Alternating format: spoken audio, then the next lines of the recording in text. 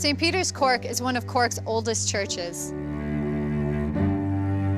The site of the medieval church was first referred to in 1199, and in 1270, King Henry III of England granted patronage of the church to the Bishop of Cork.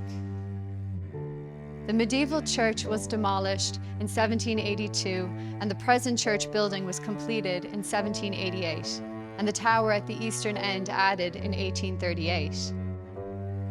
St. Peter's was officially deconsecrated in 1949 and served as a furniture warehouse and textile factory before falling into disrepair.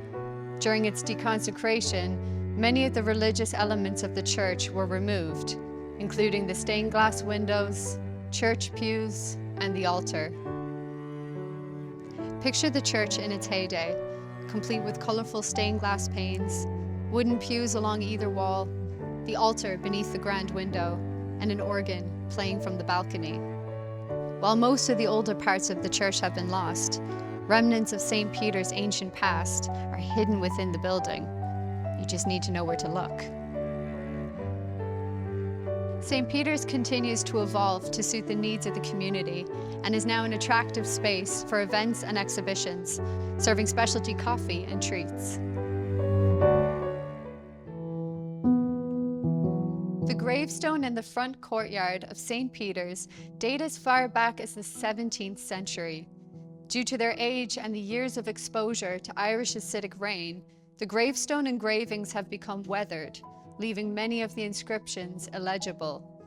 As you enter the front porch of the building, you'll spot a baptismal font on your left, almost perfectly intact and dating to 1664.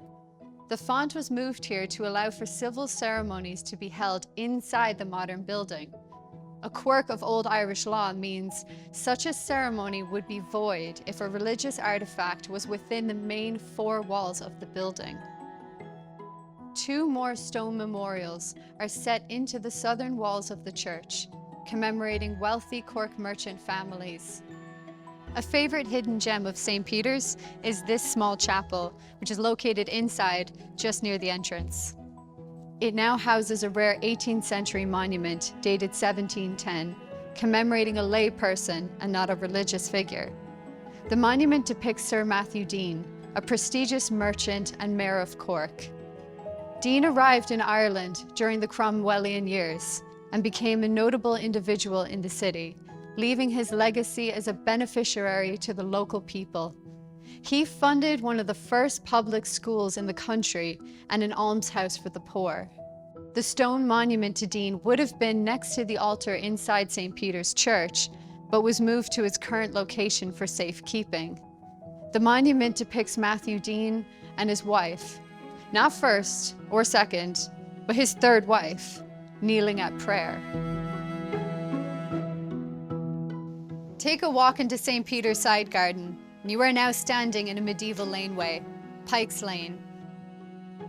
This lane was named after Richard Pike, a well-to-do Quaker who settled here in Cork in 1664 after being thrown out of the British Army for refusing to use firearms for the destruction of human life. Mr. Pike set up a shop on North Main Street, and later the Pike family became major bankers in the city. Pike's great-grandson, Joseph Pike, allegedly died while counting the bank takings for the day, and soon the bank closed for good.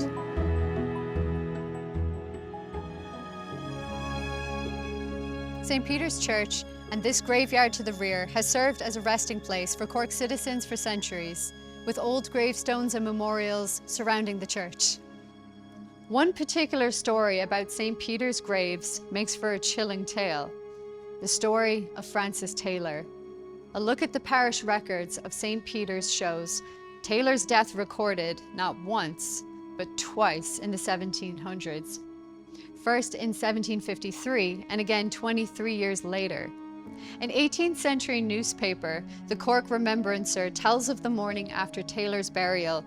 He was found sitting up in the grave, his cap and shroud torn to pieces, the coffin broken, one of his shoulders mangled, one of his hands full of clay, and blood running from his eyes. According to the article, the fatal consequence of a too precipitate an interment Taylor had been buried alive. While being buried alive was not uncommon at the time, legend has it that trainee surgeons heard of Taylor's fresh burial and tried to steal his corpse overnight, only to find him alive and kicking.